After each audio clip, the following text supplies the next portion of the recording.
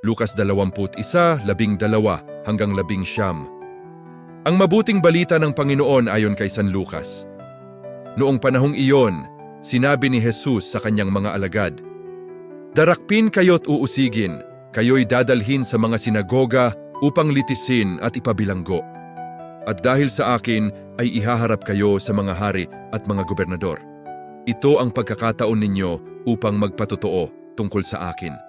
Ipanatag ninyo ang inyong kalooban, huwag kayong mababalisa tungkol sa pagtatanggol sa inyong sarili. Sapagkat bibigyan ko kayo ng katalinuhan at ng pananalitang hindi kayang tutulan o pabulaanan ng sino man sa inyong mga kaaway. Ipagkakanulo kayo ng inyong mga magulang, mga kapatid, mga kamag-anak at mga kaibigan, at ipapapatay ang ilan sa inyo. Kapupuotan kayo ng lahat dahil sa akin, ngunit hindi mawawala ni isang hibla ng inyong buhok. Sa inyong pagtitiis ay tatamuhin ninyo ang buhay na walang hanggan." Ang mabuting balita ng Panginoon.